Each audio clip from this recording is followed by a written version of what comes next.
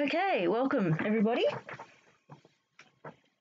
You're listening to NinjaCat 111 and special guest Dezert-Owl on the Forbidden History Chronicles.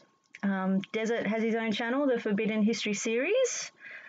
We're doing broadcasting from this channel while Desert's PC is out of action, but hopefully that issue will be rectified soon. It's just good to have somewhere where we can broadcast. So anyway, we'll get right into it. Hi Lynn, love you. I hope you're doing okay. Okay, just read a brief introduction called The Signs of the Times. This was written by Dezert-Owl. In essence, Desert discusses the history of the world and how the unseen hand has been running it from the very beginning of time, who they are and how they have founded all of the first great civilizations that are found all around the world, about who the giants really were, the ancient Aryan caste and slave systems, the priesthoods, the anti-gravity V-manners, the Earth-based misnomered UFOs, which are man-made, the control of all forms of communications, commerce, religion, mass media, pseudo-politics, etc. It is the grand deception that is used to control all of mankind, and all instituted through the three main religions of the world in particular, used as their grand cover. Their cyber code has been revealed to him because he has become adept within the study of the ancient alphabets, communications, symbolism, religion, custom, law, cosmology, and mythology, not to mention the fallacy of today's political science and pseudoscience in particular. Desert can also define the true nature of their warfare, their shell game of bringing one civilization up for their temporary use and then taking it down for the next 500-year generational cycle, as symbolized by the classical phoenix. He discusses the ultimate in mind control and ancient art and the financial control, the secret societies and their blood occult rituals, and how they wage all wars throughout all time through the nations that they have created, which are all imaginations, plantations, and mere corporations. They have taken blood oaths to surrender their self-will and mind to their blind goddess who has demanded our blood from the very beginning of time. They communicate to their minions through the movies, TV, and print media, while Desert can see, read, and interpret most all of it. It all says that they are using us for our ingenuity, for our collective constructive labour, for experimentation, and in the end, they intend to kill us all. They have given us full notice of what they are doing and what they fully intend to do, while all of the general population, the sheeple, they merely go there to be entertained. The New World Order is the Old World Order from the beginning of time. There is a major cosmic natural disaster that is about to happen on Earth, and they know it. But they are cleverly leaving us in the dark, hence the reason that they have built hundreds of underground bases all around the world, while they are leaving all of the people to remain unprepared, uninformed, and above ground, so that when it comes, the mere 5% who will survive above ground will die from the weaknesses and disease that has been generated from all of the poisons that they have been feeding us, from the chemtrails to fluoride in the water to tainted vaccines to fake food, etc., etc. They have enslaved us all by the clever means of deception, because we, most all, are their cattle, chattel, property, and because they merely wanted to harness our labour, what they always needed, which is what backs most of the world's currency through the birth certificate, but they are all through with us now. It is written in stone, as it can be seen written in the Georgia Guidestones. To know the truth is to be empowered and to be prepared. We may not be able to stop what has been done and what is about to happen, but the innocent and decent people on planet Earth deserve to know. Yes, they do. Don't they, Desert?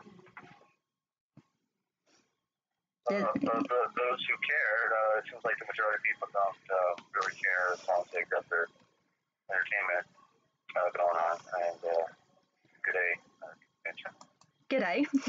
Maybe it's not a good day, when you got people suffering all around the world. So it's a kind of a statement that's not quite true. Yeah. Maybe we should say good morning. Maybe, I don't know. I don't know. I don't know. It's sad. Or good burning. Maybe it's a good burning, right? Yeah. Good burning, yeah. Yeah. Yeah, oh, it was burning today here. It really was. Couldn't stay in the sun for longer than 30 seconds. It was awful, and I cannot look west. Can't look west. Once the sun starts going down that side of, like, that entire part of the sky, it's too bright, it's too glary, and impossible to look in that direction. I was trying to film it. I wonder how people doing construction are getting by, especially roofers. People that are right in the baking sun all day long. I just don't know how they're toughing it out. Surprised they're not just falling off. Like, just, it's exhausting. And yeah, I don't know, Desert. I don't know how they do it. Well, they're going to start dropping like flies with heart attacks and hernias, and then ultimately, it destroys the DNA. So we're slowly melting away in the soup that they've created. Yeah, you just got me thinking. People that are asleep and working on buildings and on the roof of a house and just not aware of any of the reality that, like, anything that's happening around us. Could it be that they don't? I don't know how to explain it, because they don't see it, they don't hear it, they don't. Could it be that they don't feel it as well? Like they really are that blind to feeling the heat and realizing that it's. Do you know what I mean? It's. Well, no, they probably feel it. There's record numbers of people now going to hospitals with sunburn and sunstroke and heat exhaustion and like I say, heart attacks. We know that through thanks to Higher Truth channel, a naturopathic doctor who keeps up on all this stuff. And I've seen the pictures. I've got a friend who went out for the solar eclipse and out on a boat in Southern California, and she ended up with blotches all over her body. Wow. That looked like purple and blue, as big as your hand, all over her body. And it's been implied also during that solar eclipse that they found something on the entire trail of people that were in the center zone. Concentration of people were outside in the center zone, and I don't know if it's true, but I wouldn't put it past them that they would fly airplanes dropping stuff during that moment when everybody's concentrating on watching a solar eclipse. So it's a wonderful world, Mr. and Mrs. Smith, and we're gonna have to eat the crow that they're gonna feed us. Yeah. No way to avoid it. With that solar eclipse, they admittedly that they were advertised like they were happy about it. They were some university was putting something up in the air during the eclipse, and it was all over the TV. I remember. Yeah, so that was probably related to what you were just talking about. Yeah. Well, anyway, even those who know, like I told my friend to stay out of the sun, and she didn't listen. Yeah. Okay, and she paid the price for it. I told her multiple times in advance, and even the people who are smart enough to know don't pay attention or don't listen or don't think it can happen. They think it can't hurt them. So, yeah. I wear sunglasses even on cloudy days. I put sunglasses on, okay, and I wear a hat all the time. Even in the house wearing a hat is a good thing because, like you were talking about for the program. The solar radiation comes right through the walls, comes through the windows. Yeah, and yeah. So, it pounds the front of my house. Even now. Yeah. Even now. So every additional protection you use is that much more you're protecting your health for the long duration. Yeah. We're all going down. I don't see the ozone layer coming back any time soon, other than maybe in about 20 million years. So it's the handwriting's on the wall. Our world is crashing. The animals. That's why all the animals, more than anything, I guess, the biggest reason they said they saw whales with burns on their back. The dolphins and whales are burning because they can't avoid the sun either. They don't have shade, so they have to float at the top of the water in the sunshine, and so these animals are dying, beaching themselves. Nobody ever, of all the beachings we see of the whales and animals, I never hear anybody, they make like, these animals are crazy for wanting to beach themselves by, not explaining, nobody ever gives like a commentary on why, they're doing it. But think about it. What do you want to do when you're sick? What do I want to do when I'm sick? Nothing. What do you do when you feel bad? What's the most common thing anybody does when they're not feeling well? Lay down. That's right. Well, if you need oxygen to breathe and you can't move anymore, what's the only way a dolphin or a whale can survive? They go beach themselves, and it's a death sentence.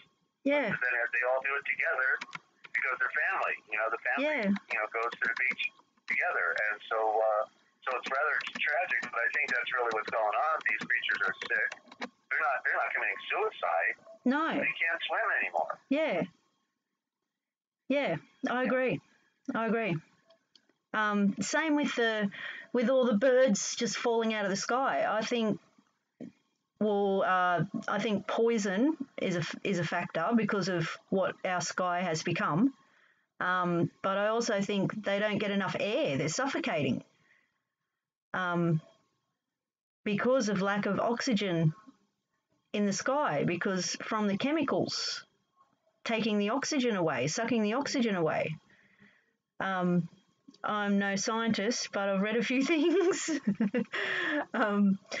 And yeah, so I can't explain it very well, but from what I've seen, that's what I think's going on. I think the birds are suffocating, and there's also the other factor of going back to the sun and the radiation and theories of it being, and footage that people have captured of it being weaponized and all that sort of thing. So it's not good for nature. Definitely. Nature is suffering. I just want to pass on some comments to you from the chat. Desert? I'll just read it. Won't be a second. Okay. Got little hearts everywhere.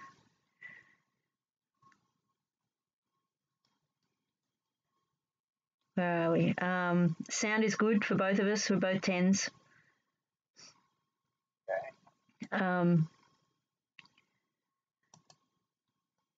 Lynn says, keep your dog out of the sun. My dog got sunburned. Yeah, we don't walk the dog until after sunset now.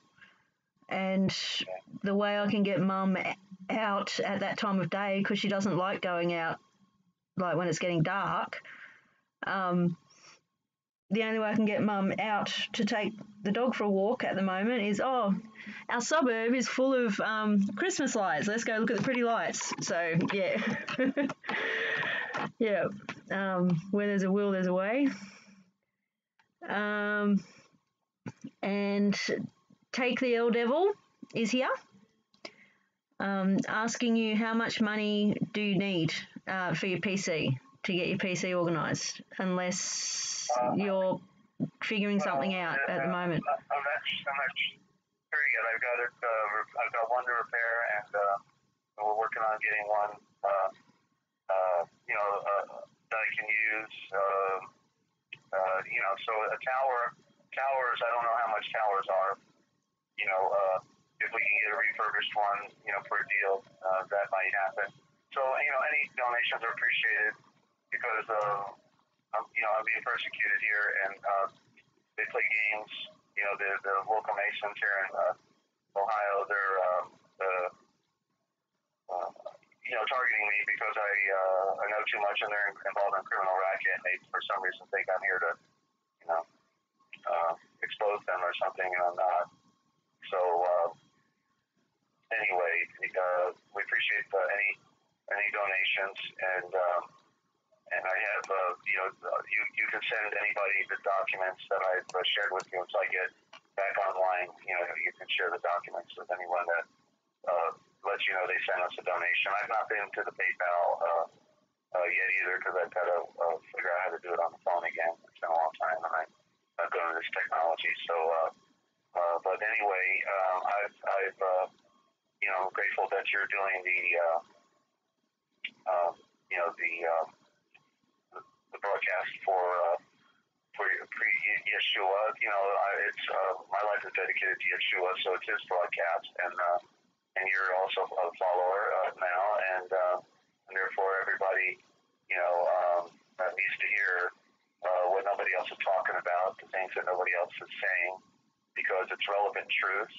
It helps put bearing on who we are, where we are, when we are, and why we are, and people are not able to answer these questions, and so I was just, in fact, it leads me to an interesting quote out of my mythology dictionary, or dictionary and symbols I was reading this morning, and this is an interesting, let me turn the page here. Okay, here's an interesting fact about people, it says the two main characteristics and I was reading under mouth, the symbolism of the mouth, and it's rather interesting because the mouth is also, it said in here, in the Egyptian hieroglyphics, there's a mouth with a solar disk inside. So how I keep telling everybody that the sun is the center of all things in our spiritual tradition, because the sun is the great logo, and it represents Yeshua, and all of the power emanates, all creation emanated from the sun. That's why it's at the center. And contrary to what the flat people think, the flat people, all the Christians, now are running after the flat philosophy, show they can't interpret scripture, and they can buy into any lie that is created in the Vatican, But so basically, the mouth represents the solar disk, because we speak. Like, in other words, what I'm doing is speaking about the light that shines. There's only one light, right? There's only one light. Think about it. Within our entire system of creation, there's only one light, and it is the sun, and it's where everything came from, the light. And it said in the beginning, let there be light, and then there was light, and then everything else came after. So here's the two main characteristics that set man apart from all other beings, and it is the power of speech and the use of fire. Okay, and both are, in fact, the product of mana, psychic energy. In consequence, the mouth symbolism, like fire symbolism, has two aspects: creative as speech, and destructive as devouring. And of course, the mouth is the point of convergence between the external and the internal worlds. This explains the frequent symbol of the monster's mouth, which sets of upper and lower teeth that are expressive of interlocking of the two worlds, heaven and earth, or more often hell and earth. There are, in medieval iconography, abundant examples of the mouth of dragons or large fishes affording access to the inner world or to the underworld. And so that's reading the definition to the end. So interesting stuff. But yeah, we are like I was talking yesterday, the fact that we come into the world naked, unlike all other creatures, and with that, in other words, without a natural protection for our outer skin layer, our body, is showing that we are of two worlds. The fact that we're made of matter is the lower world, but that we are spirit is of the other world, of the higher world, where we actually come from, our spirit. And so the nakedness means that there's something we need to put on, but it's not clothing. Clothing we naturally put on when we come into the world. So it is speaking about the spirit, that we need to have that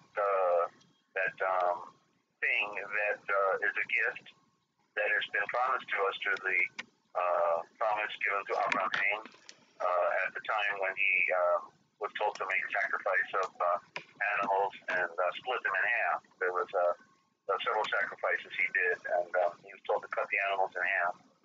One of them, I think, was an ass. I can't remember now, but it's talking about the duality, and and it's so much more clear to me now than ever before, the duality of this. I think I talked about the fact that we had to be the second born. I mentioned it yesterday. The second born, not born again or not twice born, but the correct terminology is the second born, because that's what all the stories are about. Even Leah was the firstborn, remember? And she had to be married to Jacob first when he wanted Rachel, and he was tricked. He was tricked into, because he was in the darkness. The whole room was dark all night long. You think they would have talked, but I guess they didn't communicate very much. And when he woke up in the light in the morning, sunrise, then he realized that he didn't have what he thought he had, and so symbolically, it's speaking about our spiritual traditions. That our spiritual traditions are not what we think they are. We think they're giving us the truth, and in fact, they're giving us part truth and part lies. The majority of it is a lie, and if it can't give you life, it can't give you life. And so, so we have to come out of that which is false, out of the darkness, into the light, and the truth is not a part of any lie. So great symbolism. We need to read symbolism. That's why I've got an encyclopedia on symbols and another dictionary on symbolism out of Spain by an artist and a Jesuit also. These people know it better than anybody else, of course. So I'm almost done reading them now. After having these books for about 35 years, I'm right at the end of reading them. So I read in alphabetical order every day and go to the next definition. In each letter category. So it's so you see, and I'm not there yet. Okay, with all my study, with all my digging, it's because I saw what I needed to do to what my problem was, and I knew I needed to know as much as I could to unravel the mystery about our enigma and how to go back home. And so the good news is, with what we're doing, you don't have to go through the same experience I did. You can benefit because I can give it to you in the royal title of Yeshua, because as Yeshua, because we all become Him in this great mystery, and it is so that way. In other words, He gave me this great download, not because I was worthy of it, but because it's so bad nobody can ever figure it out. With 100 years of living, people would be lucky to figure it out, let alone 1,000. Because the diversions are great, and the lies are great, and what's been handed to them and what they think is true, correct, complete, not misleading is a big fabricated lie. The scriptures are so destroyed that, and it starts with the words. All the words are wrong. How can you have a book and claim spiritual truth when all the words are wrong? And if all the words are wrong, then all the sentences are wrong. If all the sentences are wrong, all the books are wrong, and the entire collection is wrong. The story is true in the essence of what we know about. It's a story about life, about salvation, soul novation, becoming a new star, soul novation, and but it doesn't give you the formula. In other words, to interpret the storyline, as I have been sharing it here. Nobody can interpret the stories. They read them just like Dick and Jane Reader, run, spot, run, see Jane, and look at Puff, and but it doesn't, but they can't interpret the symbolism. The words are telling the story, the names of the people, the picture settings that they're in is to be interpreted in a deeper meaning. It's cosmological. It's cosmology. It's telling the story of creation within the names of these people, or it's telling another story about soul novation. It's all of this stuff is going on, and nobody can't even interpret the words. You know, it's the greatest trick art on the planet. The word trick art is what will kill you, because you will never be able to go back home if you're following a lie, because the truth is not a part of any lie. See? Right. That leads me to, and thank you, Desert. You're welcome. Great lie history. Yeah, I love the way you explain things. I'm going to attempt to explain something. I think excuse me. I think I've finally found a pretty big, great lie of history. Not as big as the one you found, but pretty big. You ready for it? What's that? Are you ready for it? I'm going to brace my pillow. Okay. Yeah. Hold on tight. Okay. You know how in one of the other programs, you mentioned it. You mentioned something about the Vedas. I don't know how to. Yeah, and the Vedas. I think of Darth Vader every time. But anyway, and I brought up my words don't want to come out. I brought up Vedic.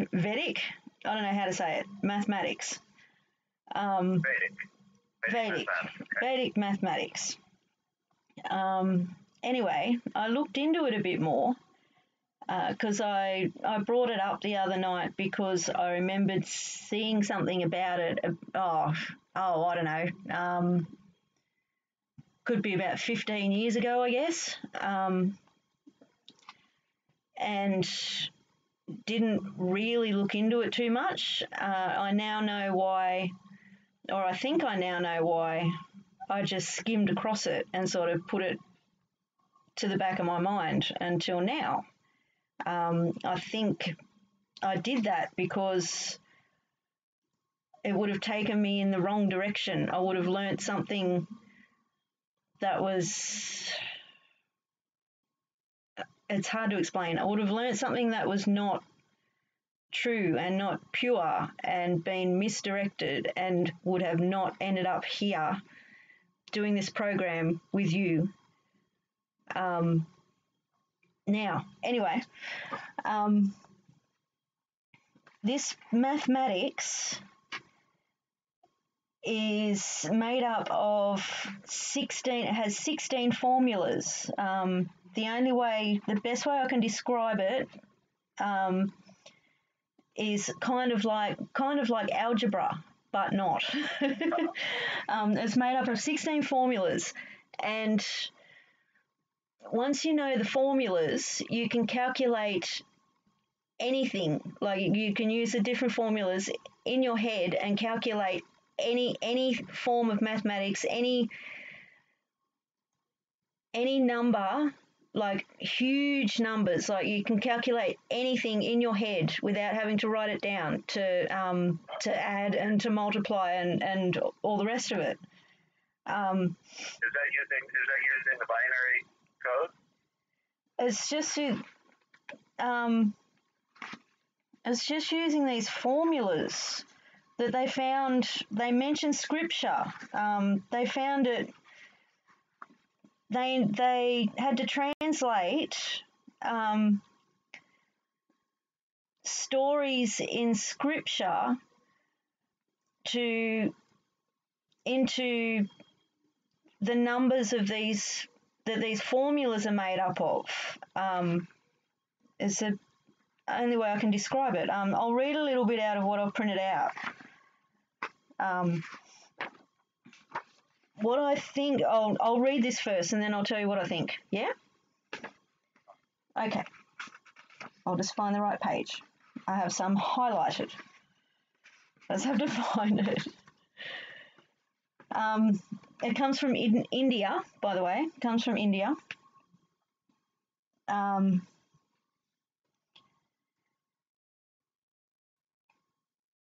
Okay, this kind of explains what I was trying to describe. Okay, I've got a paragraph highlighted here. I won't read the whole thing because there's a lot. They mention Arabic as well, Greek and Arabic. I'll read that. Yeah, okay. I'll read this paragraph. Another major hurdle in uncovering the secrets of Vedic mathematics has been the obscure language in which it has been written. A direct logic conclusion is therefore not possible. It is intuitive and requires a thorough understanding, if not only the language but also the nuances of the text. The mathematical formula have been beautifully woven into stories and I'm going to skip that word. Have been beautifully woven into stories which are beyond the comprehension of a common man. As we talk about the sutras directly related to the Vedic mathematics, the complexities involved in extraction of information will become clear. But what I think this is, because it originated. I'll read this other bit.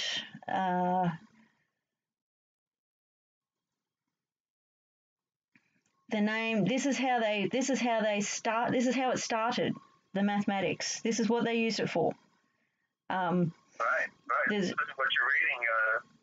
the legacy of the ancient Bekodesh, the Watchers, who fell, the ones who lived to be 1,000 years old and who built all the pyramid structures around the world. Yeah, and the maths was used originally. I won't read all of this because there's a lot. The maths was originally developed to, like, regarding constructing sacrificial altars. It was used for the measurements to construct the sacrificial altars. So, see, when I first thought of this, remembered seeing something about it, I thought maybe because words are symbols and you have found the code for the purest words on the planet and the only way to connect with Yeshua, I thought, well, numbers are symbols as well. And at first I thought maybe this is a pure form of mathematics, but it's not. It's just the knowledge of this world, this mirrored reflection of a world. So yeah. So yeah, like hang on, I've got another thing written down here.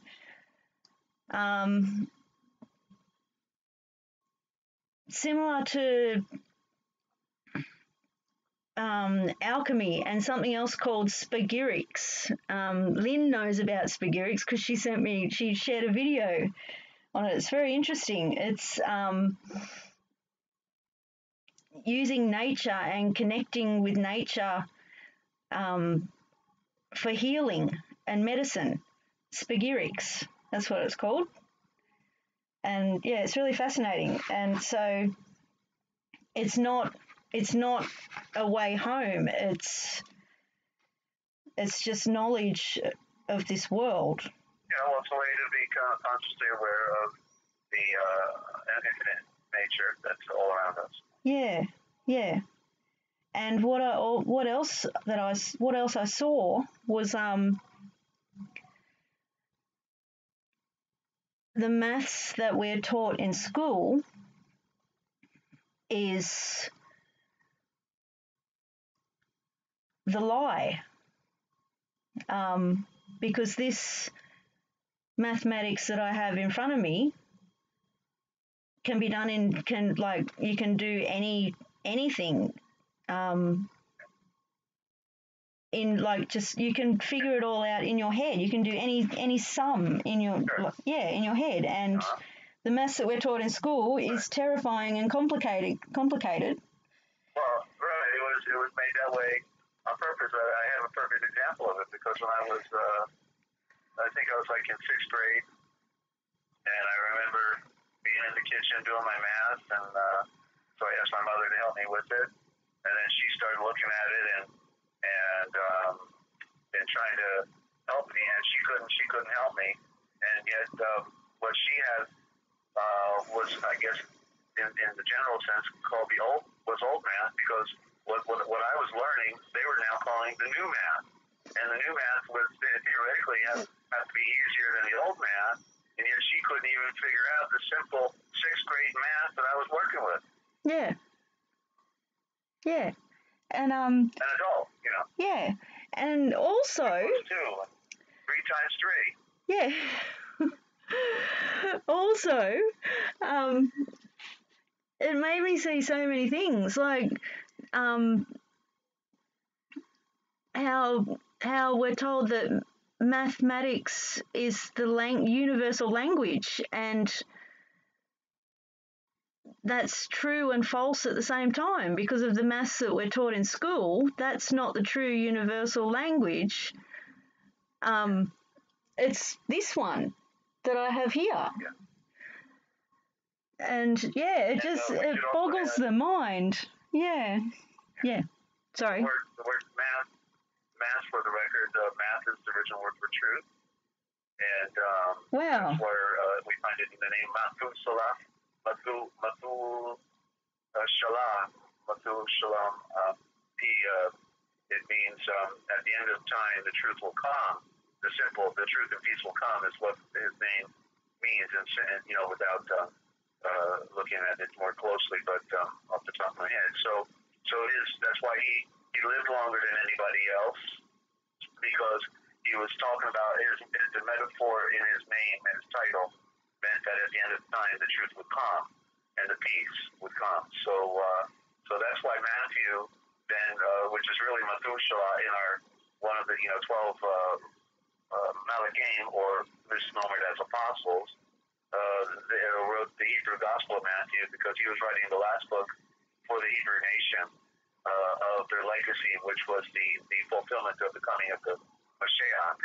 But so anyway, yes, math means truth, and there's the mother. Ma is prime root for mother, and the T is the symbol of the fire for the sun and the moon creation, and the H is the breath. So it's the mother. We could say then it's the mother's breath of creation is the word math. Wow. And just a quick interruption. Lynn's going, so I just thought I'd let you know. Lynn's got to go. All the best. All the best for Lynn. And Ascending to Beings is here, so g'day, Ascending to Beings. Welcome. Glad you could join us. Was there any more to add, Desert? Because I have more. Well, this was the great lie history then you were sharing. Yeah. Good one, right? Yeah? Absolutely. Absolutely. So thanks for that. Okay. No worries. Food for thought. Is there a link where people can research it more? Yeah. I just want to add one more thing. It goes on about religion and astronomy and astrology, and how they linked both of them, because it was looked at as a science. So I'll just read it. Okay. Later mathematical advances were often driven by the study of astronomy. Well, perhaps it would be more accurate to say that astrology formed the driving force, since it was that science which required accurate information about the planets and other heavenly bodies, and so encouraged the development of mathematics. Religion, too, played a major role in astronomical investigations. In India, for accurate calendars had to be prepared to allow religious observances to occur at the correct times. Mathematics, then, was still an applied science in India for many centuries, with mathematicians developing methods to solve practical problems. I'm getting to a point. Which isn't highlighted. Basically, where is it? Oh, here it is.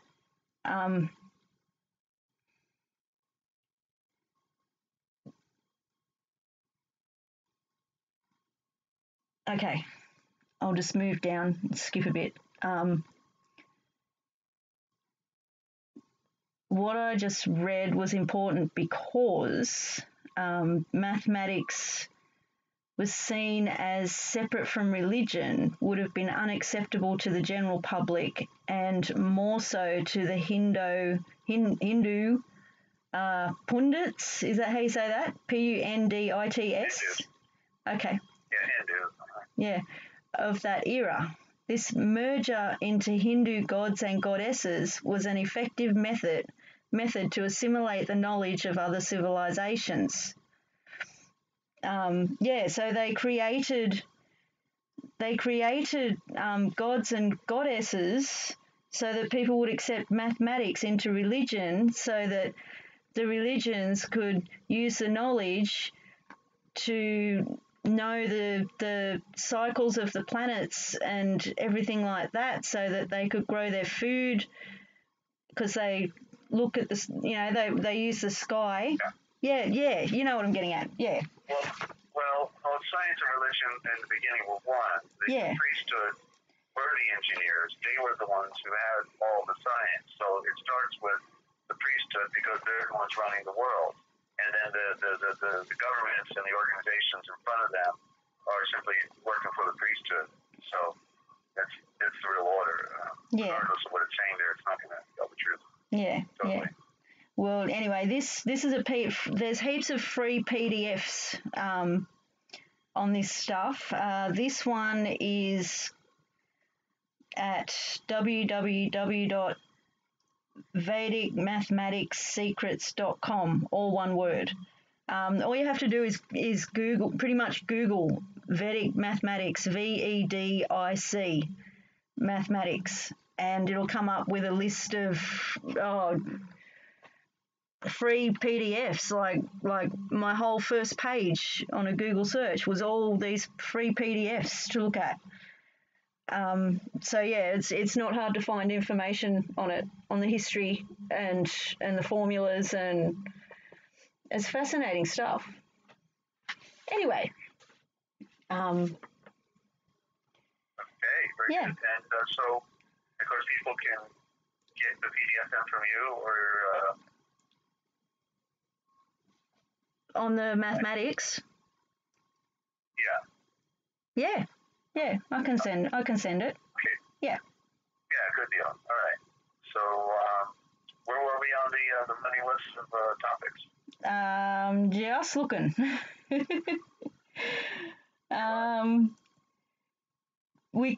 Did we cover religion?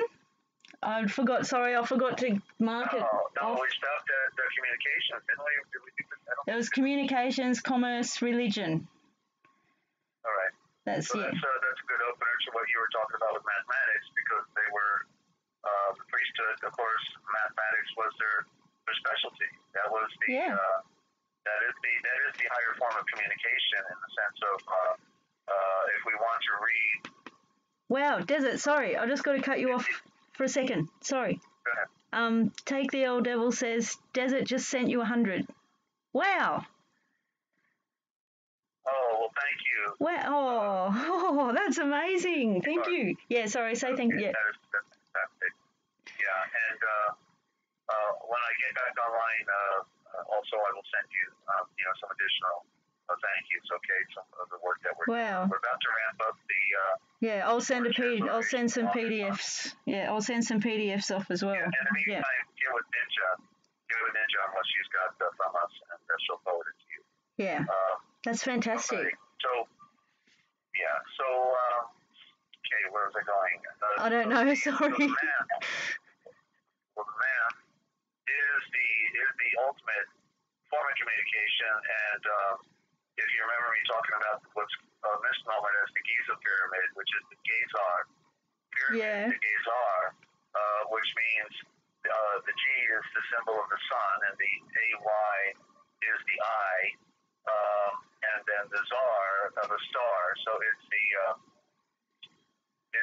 sun, the royal eye of the star, or I added it earlier in my mind with the definition of that. I've got it written down. Of course, that's why we need to do the dictionary and present all this. But the Gazar, as it sounds, it's gazing, like we talk about stargazing. Yeah. It's the Gazar pyramid, because what's interesting about the pyramid, which was commissioned, the one commissioned to build it was Asham, who was misnomered as Shem, who is misnomered as Melchizedek, which is really the Malik Ashadak, or Ashadek, Malik Ashadek, the royal messenger of the mother's tongue. But prior to the flood, prior to their building Noah's Ark, for 100 years, was engaged in the building of the Gazar pyramid. And so what's interesting about this structure, which is the biggest of all pyramids, built prior to the flood, they lied to us about everything, and it wasn't built 3,000 years ago or 5,000 years ago. It was built like 6,000 or 7,000 years ago, just before the flood, because it was to be a reminder of that old world. And until the Muslims tore down all the gaping stones, it would have reflected into the sky for hundreds of miles away, perhaps, when the sun was at its right position, shining like a star. But inside and outside, there are no hieroglyphics, other than some graffiti up in the upper vault above the king's chamber. But from a design standpoint, there were no hieroglyphics, never on the walls like we find in temples.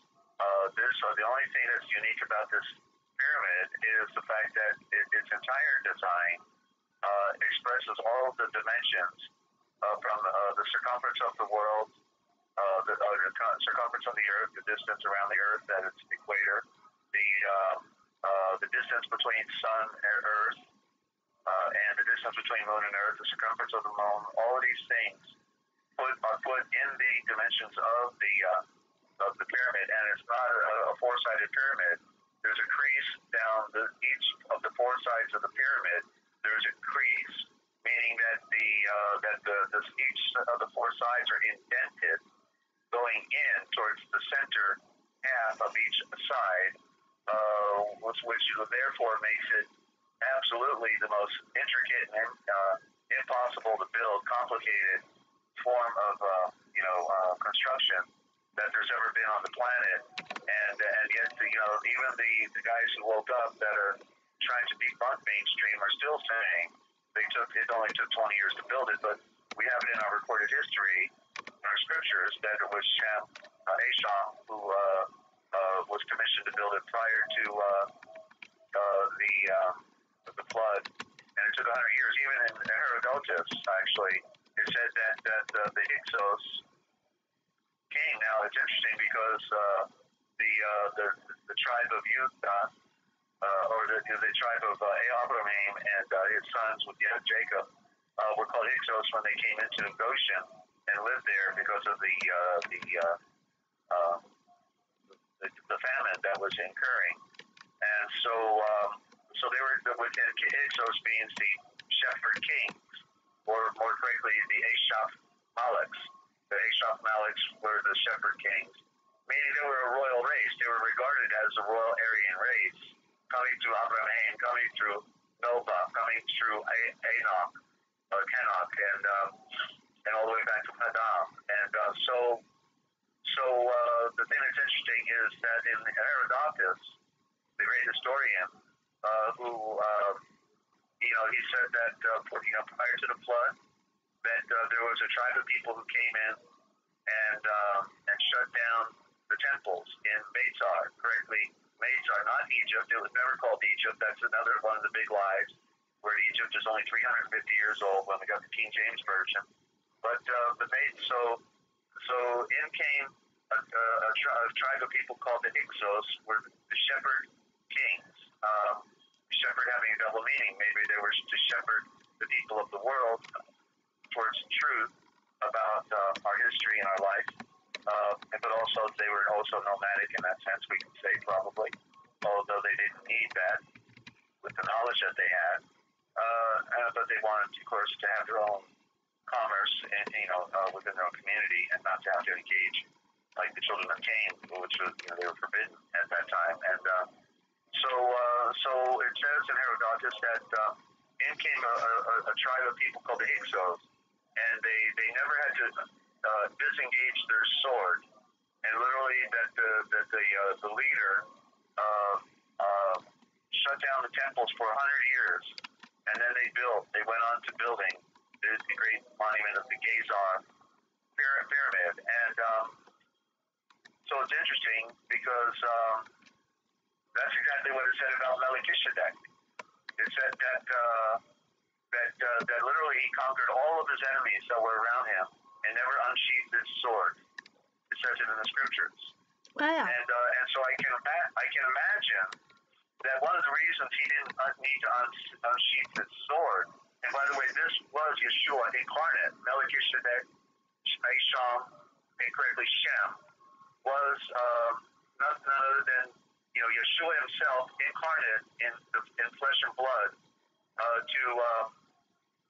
to be involved in our creation, to affect the things that were required for his coming at the end. I don't want to lose my train of thought here. And this is a story that nobody talks about as well, but I did at the beginning of my series on June 21st this year, 2018, that you can hear some of these elements that nobody else is talking about. So basically, and that's why Abraham bowed down before him, because he knew that he represented the throne of the Son. He represented Yahweh. He was the seed of the Son incarnate here in order to render justice like he did against Sodom and Gomorrah, but he also conquered Medzar, shut down the false priesthoods, Helen, and the only point I remember. And the reason he probably never needed to unsheath his sword is because it's probably, there is no question, it wasn't probably, it was at the moment when the incoming cosmic events were about to occur that would ensue the Great Flood. And so probably all he had to do was tell the people, if you don't listen to me and do what I tell you to do, then I will give you a sign tomorrow, and you will know that I speak for Yahweh. And then the next day there'd be a solar eclipse with the sun and moon, And so he obviously was able to put the fear in the people without a sword.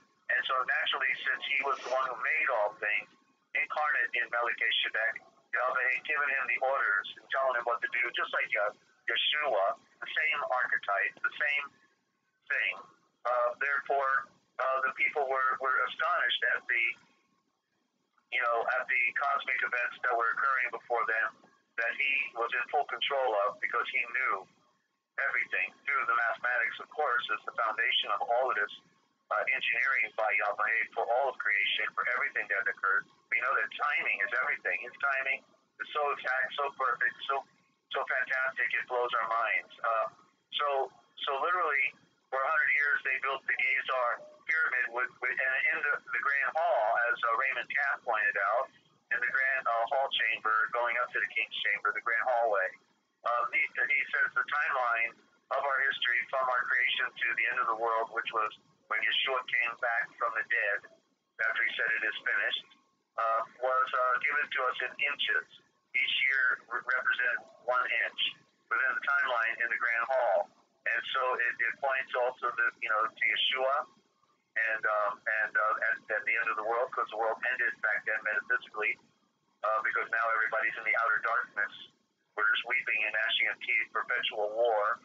Yeshua invites us to come into the light, and so the Gazar pyramid, that's where we get the word gazing, stargazing from. Gazar pyramid, and it was built by the shepherd kings, and they built the best pyramid of them all from around the world. It was profoundly unique. That is the signature and the hallmark of the one who made the entire universe. How profound. It makes sense that the one who made all things would also want to make the most important pyramid of them all, that tells the story of our creation in mathematics. Wow. A universal tongue. It's universal because all of our other forms of diction and communication are what we call languages or symbols, or our letters are all at one point lose their meaning unless they're constructed properly, like our Phoenician alphabet, which really does a great job of expressing these original truths.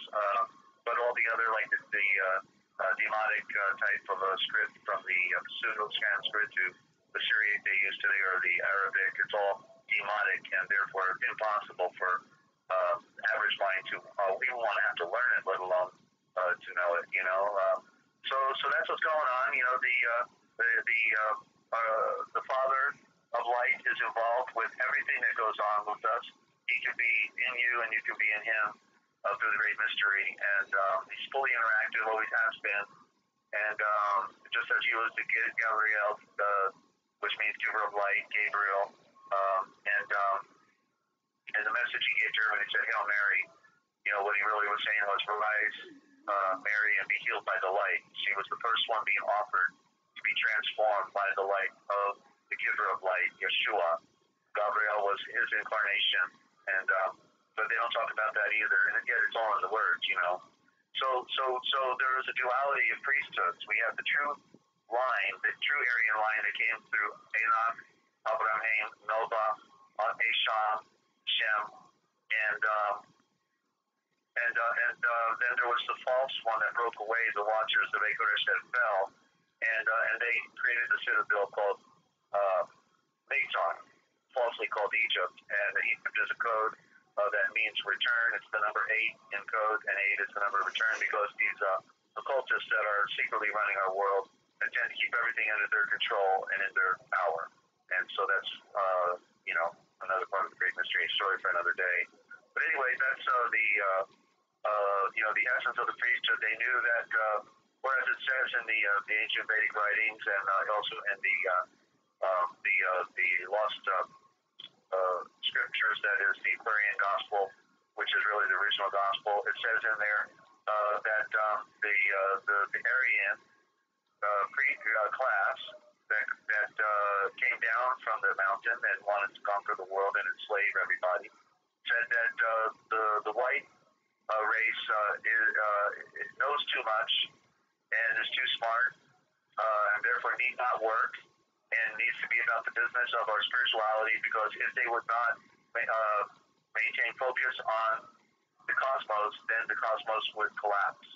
And so they literally claimed that in essence the universe centered around them, and certainly it does center around the priesthood in that sense. But they then enslaved. They made the red spotted children of Cain, the redhead spotted, fiery red hair, leprosy all over the body with spots. The fiery, what would be very terrifying to a primitive of another culture, when you see these guys with red fiery hair and spots all over their body coming running at you with swords and battle axes. That would be a pretty frightening sight. They're already stained in blood, and they're coming for more blood with you. So that was a perfect front warfaring class of good kings. That's why the story of the leprechaun, the leopard king, spotted king, comes out of still Ireland today, the place of fire, irony and fire. The little puppet king with the pot of gold, that's Donald Trump today, or that's Angela Merkel in Deutschland. They're the puppet kings. They're doing what they're told to do. They're pulling the big switch on the castle, and Frankenstein's monster is saying, "Don't pull that switch; you'll destroy us all."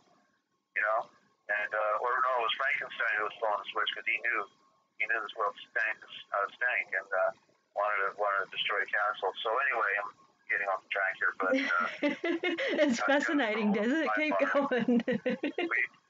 What he said was we belong dead, and Frank was right. You know, we belong dead for all of our stupidity and for the evil that runs this world. You know, they're evil and we're stupid, and nobody can get together. Only but a few.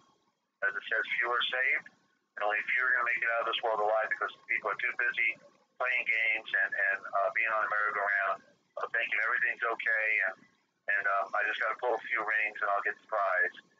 But they're going to get a big surprise because they're not going. You know, it's a struggle, it's a work to overcome this world, and it says that you have to do it with all of your heart, with all your mind, with all your being. Every bit of your fabric has to be dedicated to putting on the light of truth and separating from the deceptions of this world. It's a great thing. So priesthoods, the most arrogant are the Hindu, Vedic, Brahma / Brahmin / Buddha, because they control all religions. They molded all of those traditions into one, conglomeration. Even though they got a priesthood for this, a priesthood for that, behind the scenes, it's all a one world priesthood. Because just like Islam was created by the Vatican around 600 AD.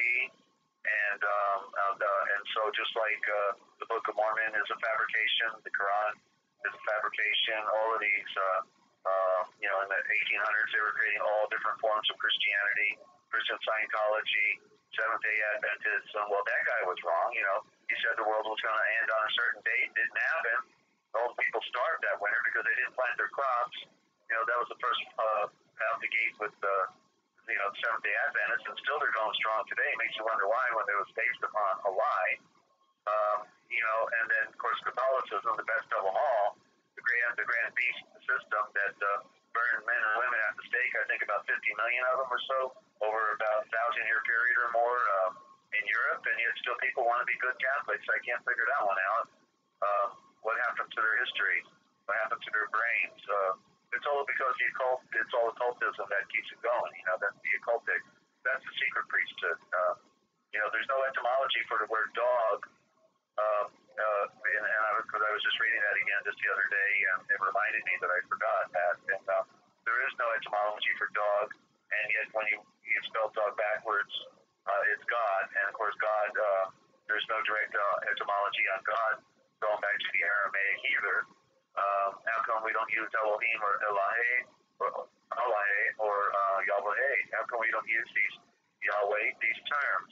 Instead, they give us Lord God. Has anybody figured that one out yet?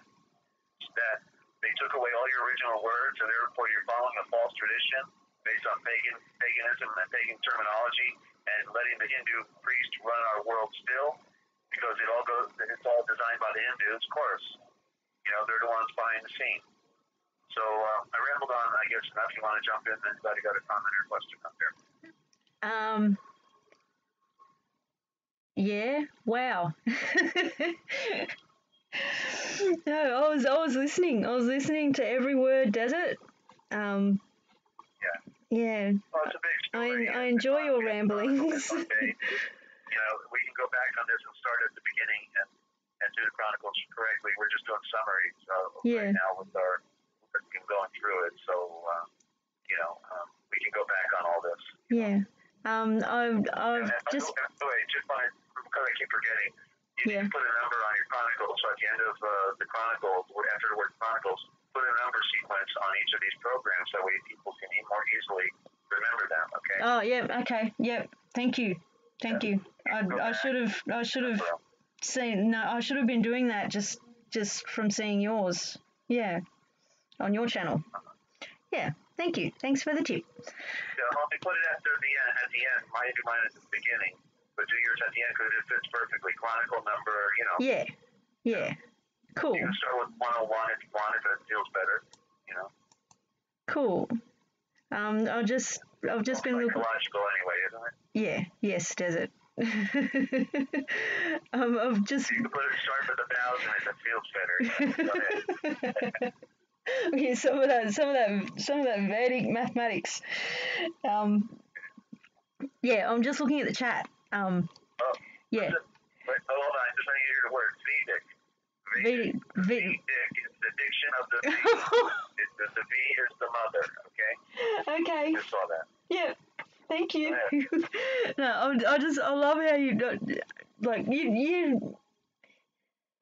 you've got it covered, Desert. It doesn't matter what I say, you find a word in amongst it, in amongst all of it. And explain it. Yeah, it's I'm just constantly wowed. Anyway, this chat, I need to I'm looking at the chat and hang on, I just scrolled. I just want to let you know, Take the Old Devil found $50, right? Hang on. Where is it? Yeah, found $50, $50 note, and thought of you. So it went straight to you, but I'm just going to call you Take, because Take the Old Devil is a mouthful. Yeah, so sent you a... Get her on to explain that name. Yes. It was certainly grateful. Maybe you want to call it a gift. Yeah. Very wonderful. Yeah. Good point. Yeah, found $50, thought of you, and sent that, but the total was 100. So Take matched it with 50. So, but yeah, really only sent $50 out of pocket and found the other 50 and sent it along too. So yeah. Very grateful. Thank you. Yeah. And we're here, happy to serve, and we're always available anytime to talk privately. Anybody's trying to figure anything out, I'm always willing to talk on the phone. The number is 608-566-7295. That's 608-566-7295 Eastern Time in Ohio, Millersburg, Ohio, and love to hear anyone and from anybody. And it's a tough world that we're in. We're witnessing genocide all around us, and people are still having a party, and the party's over. There never should have been a party, because our life purpose to come here was to realize that we're not from this planet, and to leave. The deception, is that we're not like amoeba, that here today, gone tomorrow, or other animals that are biologically bound to this earth. We are eternal souls. We have to connect with the one. Thinking how people, just before the program, as I was waiting, I was thinking about people, because I was dealing with that issue of communication and reading the symbolism and all that. And I was thinking about how people, if you cats and dogs, and they talk to their cat and dog all day long and hug them, and the cat and dog never talks back. I mean, in the real way we do. They're animals, and yet they can wrap their mind around the more primitive life form, that they're very beautiful and cute, certainly, but yet they don't,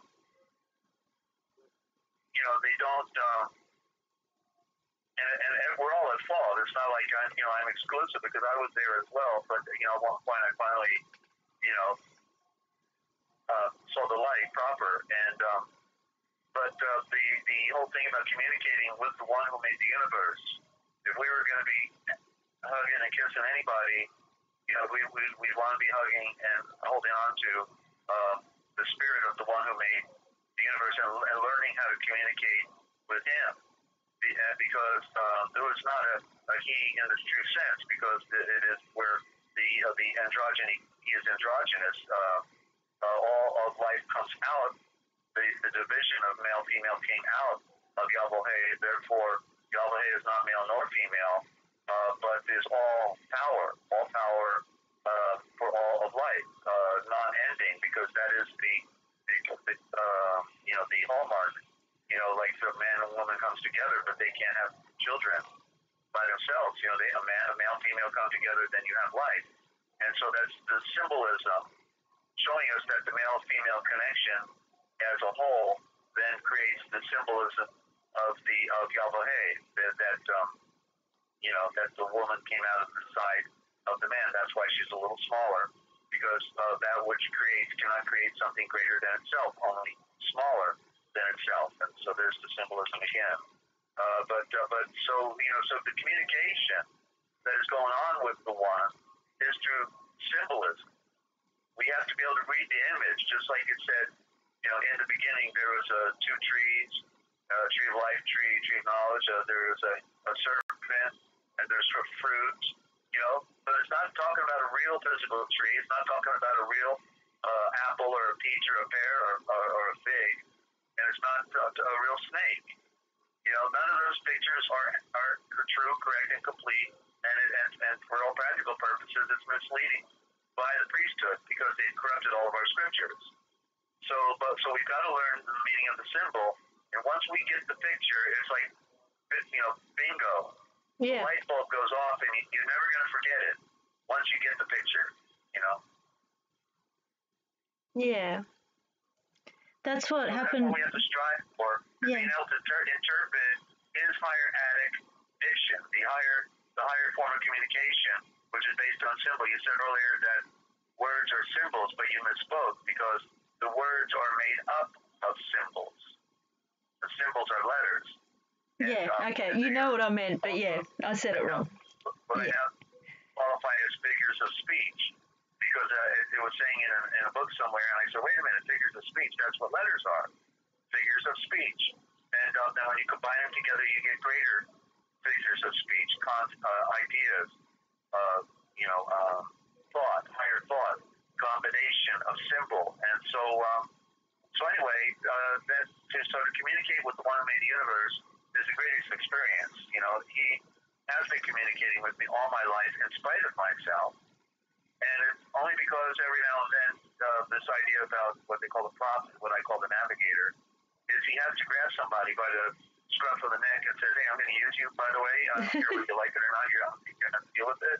And so that's what he's done with me. So I never used the word prophet, never liked it, and there's no prophet to be made. But I know that the Father has made me a navigator because I know the way back home, because he's allowed me to be a translator and an interpreter of symbol and the root forms of the Indo-Germanic mother tongue, and therefore, yeah, I am a navigator because that's what we're doing here is we're attempting to navigate through these dark waters to go back home for all of us, for you, for our other friends that are tuning in. We want to get past all the garbage, all the nonsense, and all the disinformation, misinformation, false translations, phony terminology, like you want to be awake and good morning. Now they've literally controlled our every moment of our day with wrong thinking. If we don't know what we mean, what we say, what we mean, we don't know what we say. If we don't use correct terminology, we didn't mean what we said, what we meant when we said it. We're in gobbledygook. We're in Disneyland. Disney means is a form of Walt Disney. Walt means control. Walt, okay, and Disney is a root form of destiny. So Walt Disney means control of destiny. Isn't that what they did? That they entertained us and gave us their fantasies with all those images, as most of anyone who's done any research has seen those videos. They're filled with sexual content in all those images. These people are so sick. And all the child stars and everything in the MK Ultra and all. Yeah, it's disgusting. Do you want to hear some more comments? Well, I've got you here. Okay, Ascending to Being says, yes, many religions come from the Seventh-day Adventist. I studied it 12 years, well-versed, should not be involved in it as a being. Seventh Day has a prophecy called Ellen G. White, who gives prophecy of end time, and she calls the end of her religion. And one more. From the Baptists came the Seventh Day. From the 1950 failure of the end of the world, then came many other religions We're from that failure, all from failure to understand. So, any thoughts? Oh, sorry, I have a bug crawling on me. It's summer here. We have a few bugs, although half of them haven't shown up. Anyway, yeah, any comments, Desert? Well, it's just that that's the mix of different, for instance, just the Christian tradition is all Babylon. They in the 1800s, the Illuminatis went at it real hard, and they created all these different religious groups. What it says there's one, to use King James English, so there's one Lord, one faith, one baptism, and yet we see 600 different forms of Christianity out there. I call it Baskin Robbins. You can have any flavor you want, but still there's only one true one, and it's not a part of any lie. And so one has to know the doctrine. One has to know the meanings of the words. You have to know the etymologies. You've got a real work to do. But the priesthood also controls the Greek and the Hebrew. Always have. The followers of Yeshua didn't speak Hebrew. They spoke Aramaic. They spoke Syriac. With the exception being James and John, who were the Levitical priests, Levitical scribes. That's why they were called the sons of thunder and sons of Zebedee. Zebedee is code for the sons with the gift. So when they said that, they didn't want it because it was politically hot back then, and they killed his brother James with a sword. But they were in the code. Zebedee, sons of Zebedee meant sons with the gift, and that's because they were both Levitical scribes. There's all this nonsense that no writings were written about them until 40 years later is the biggest Illuminati lie there ever was. They were writing, James and John were writing for John the Baptist before Yeshua was even officially on his ministry. That's why these two witnesses, James and John, went everywhere with Yeshua, including with Peter, because they were the two witnesses, and they had to write down everything that happened as witnesses to declare the truth about who Yeshua is and was. That's the thing that validated his story, were the two witnesses of, James and John and Levitical scribes, and Matthew as well. That's why Matthew wrote the Hebrew Gospel of Matthew. So only 3 out of 12 spoke Hebrew, because only the wealthy and the scribes and the priesthood spoke Hebrew because it was a closed shop.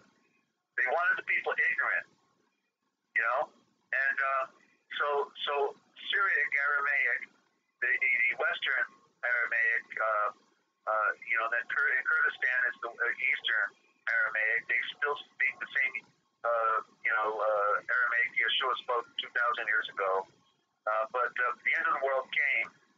It came with Yeshua when he said it is finished, because he ushered in the golden age of light, and all of mankind went into the outer darkness where there's weeping and gnashing of teeth. All the people are dead.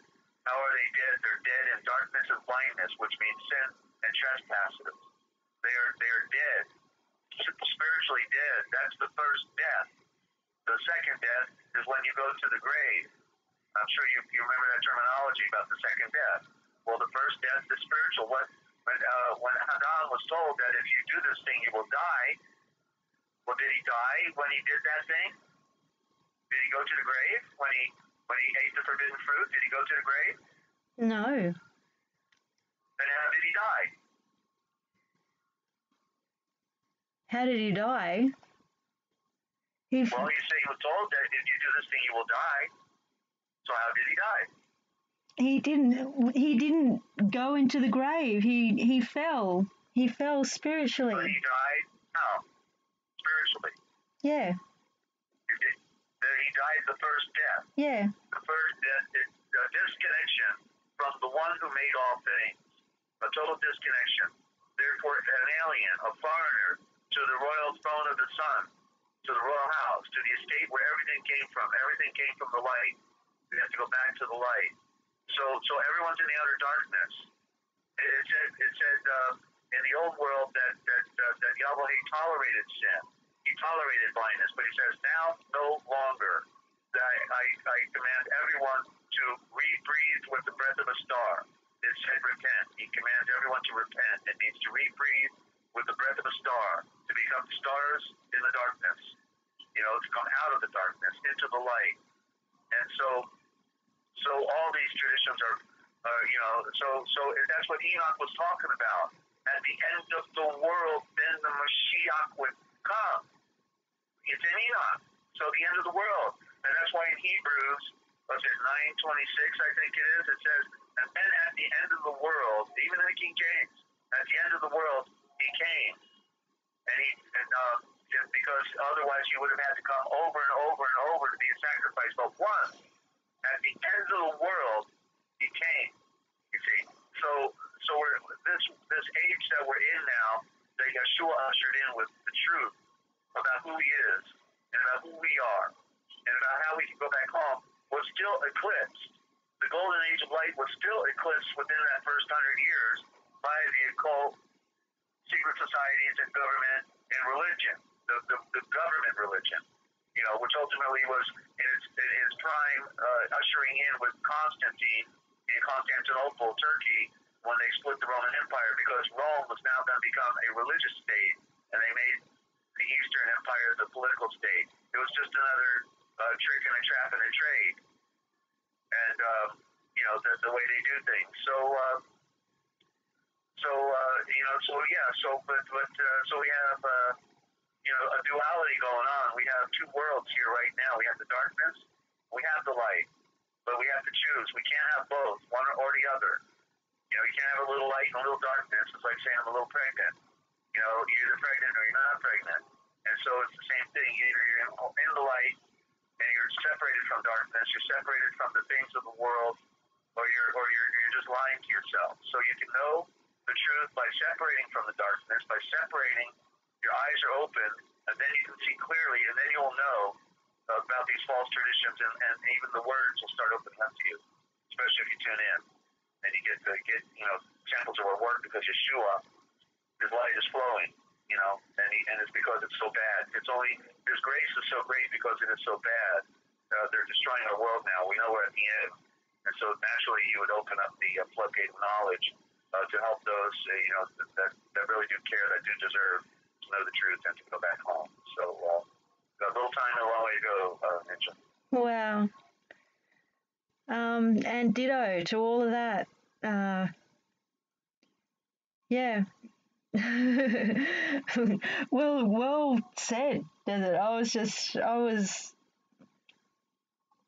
just so blown away by all of that. Completely blown away by all of that. Yeah. Well, you've have been having a turnaround. You went from being totally introverted and felt very alone and depressed. Very similar to how I was feeling for a while there until I got back on the broadcasting and met some wonderful people. I was all alone as well, and thought about getting the rope. That was always on my mind, because I just, I was in between two worlds. I knew the truth. I was in between a world of darkness. Nobody cared. There was nobody to talk to, because nobody wanted the truth. They don't care about the truth. I've got a dozen friends. They call themselves Christians, whatever that means to them, and yet they don't even ever want to talk about these words. Yet it says in the beginning is the word.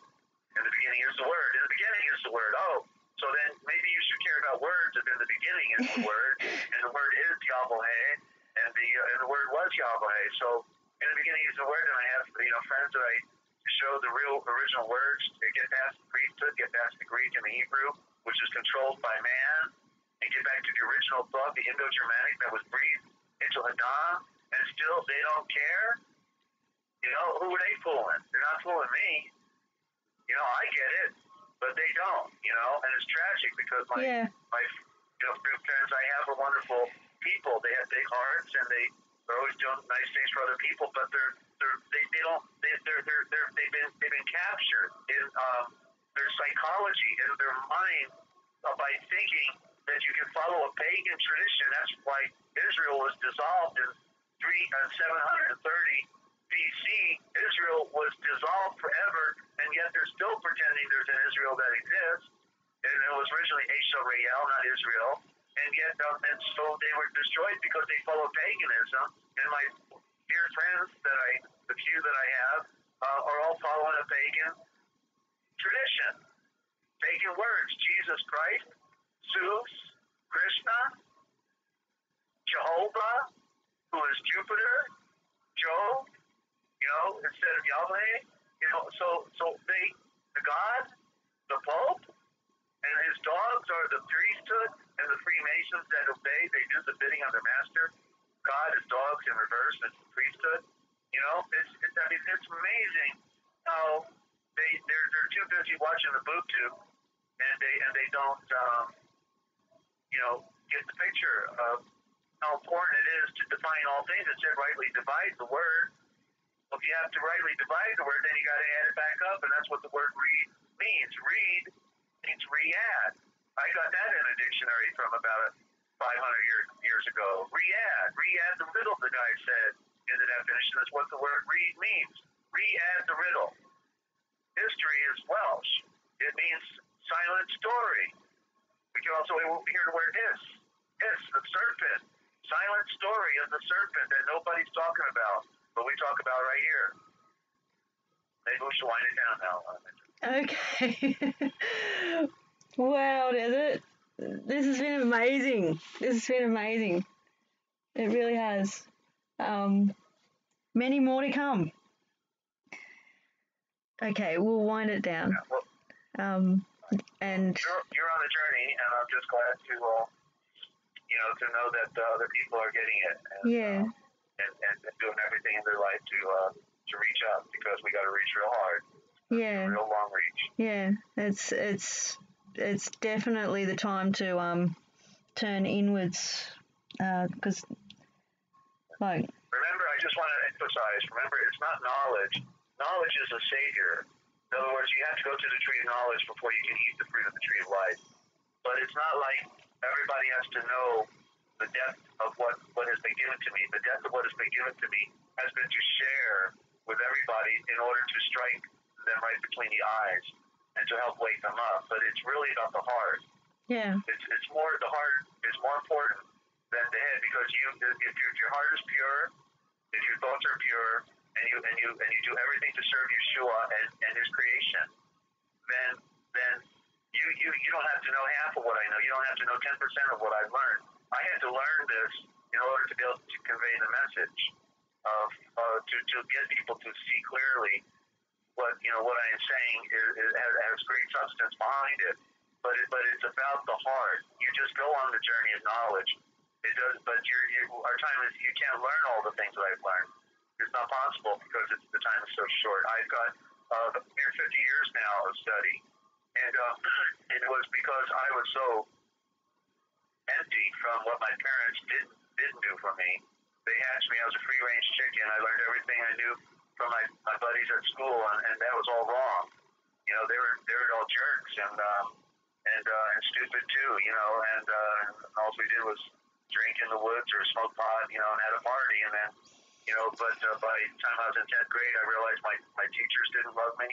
They didn't care about me, nor did my parents. And so I realized I identified at age 16 when I read the scriptures for the first time, even though I was touched from the beginning of my life spiritually. I read the scriptures at age 16 for the first time, and then I cried at the end of the gospel to think that mankind would put somebody up on a cross like that, especially when he did so many great works. And so I was able to, because I didn't have any living biological parents, because they were brain dead and had no hearts, the classic straw man, tin man, so they were dead in the world, and they bought into every lie the government ever fed them, including the bad food that killed them early, so I was able to identify, with my spiritual redeemer, because I had nobody. And so, and then, I was like in my mid-30s when I realized that, he kept saying, to give special attention to the poor, the widow, and the orphan. And I said, wait a minute. That's why I'm one of those. I'm an orphan. I never had parents. And so I realized he made special provision. And that's why he reached out further, and with more accommodation to those who are totally down and out, and or alone, or abandoned, those types of things. In other words, we have a greater potential to make the connection than those who have everything going for them. The good job, the good cars, wonderful family, all, life is great, I feel sorry for those people. I was, envy them in a way in which I had that type of upbringing, that type of family orientation, instead of a sister that hated me, and a mother and father who didn't talk to me, but you wouldn't have the connection I know with. that I have to be grateful for the environment that was handed to me, because it was what allowed me to see the light. Yeah, exactly. See, Joseph sold into Egypt by his brothers, the royal family, right? Sold their brother into slavery and possible death, and told their father he was dead. The royal lineage. You see, so the firstborn are dead. The firstborn are dead, and that's why we have to be the secondborn. We have to be born again into the reality of truth and light. There's your presentation for today. Thank you, Desert. Thank you. I just want to thank you for saying that bit about how we don't have to know everything that you have learned over the years, because I've been feeling like I'm playing catch up all the time, and I now see why you kept encouraging me when I first started watching your program. You kept encouraging me and saying, "You got it, Ninja." It's because you could see that my heart was in it. I could feel it and I could see it, and it just thank you. What saves us is not the knowledge. The knowledge creates our foundation to be able to stand strong upon knowing that I know. But what will save us is the pure. And it's in the scripture. It's the answer of a pure conscience. It's not the setting us free from blindness and sin, but it is the answer of a pure conscience that I am doing everything pleasing to the Father. I serve Him. That's the answer. You see, the pure conscience is what saves. So it doesn't matter what you know. If you're living pure and you have walked away from the destructive nature of this world, then you're set free, and you have a pure conscience, and that is what saves you. Nothing else. It's the act of a pure conscience. So we and even and the thing about breaking bread every week, we do that in a process of getting to know Yeshua continually, but the blood continues to wash us pure, because certainly in our journey of discovery and conquering self, we may trip up, but the grace is there in the sacrament that continually washes us pure through the covenant relationship with Him, and it's a contract. But yet we have to continue to climb the ladder. We can't think that we can sit in a lounge chair and everything's coming to me. It ain't. Yeah. We have to climb the ladder. So it's a work, and so that's the great mystery. Okay, so I'm gonna let you go and close out, and I'm very honored to be on the program with you, and thank you for supporting our ministry this way with giving us a voice, a platform to speak and get support. Thank you to the friends who supported our ministry to get back on our feet today. I'm forever grateful, and we will when we come back, I will be coming back with a presentation that will should be unsurpassed on our planet. I know it because I know the transliteration that I have now with the H-4s, with the words that we're about to convey through the translation project, because that's coming next. The translations are next now, so stay tuned for that. In the meantime, when will we be back on? Ninja, tomorrow, or when's your next day, Peg? I have to get back to you. Get back with me then. Yeah, and everyone just subscribe and stay tuned. Yeah, it'll be the same time. I just don't know if it'll be in 23 hours or whenever, or all right. Yeah. All right, and everyone. Yeah, I want to do it every night, but I'm just this heat and Mum is just knocking me around. So. And by the way, if they want to check out my series, my last running series, starting June 21st, 2018, called the Premier Edition. Just this past June, then they go to the Forbidden History Series. 4 words, the THE, the Forbidden History Series, and you'll see the guy with the glasses, and you know you're at the right place. Because there's several Forbidden Histories out there, but I am the original first that coined the term on the internet, the Forbidden History Series. I'm honored that so many people have, like even Graham Hancock now does, the Forbidden History Series. So I'm in good company. And also the RealPublicRadio.net, the THE, the RealPublicRadio.net is my radio museum. 200 pages of rather interesting information there and pictures. And then also the PayPal is there for anybody else that wants to make a donation. And then contact Ninja. She'll get you the documents of the dictionary that I did, the Real Da Vinci Code Etymological Dictionary from 2011, or the latest dictionary with the sample of the original gospel work that I'm doing, or the Book of Wisdom. So those are available through NinjaCat right now. And so, again, thank you for being here and for your prayers as well and support. And I hope everybody gets the picture, Ninja. So we'll look forward for your next, and we'll talk again soon. Okay. Okay. Thank you, Desert. Peace and light. Bye-bye. Peace and light. See ya.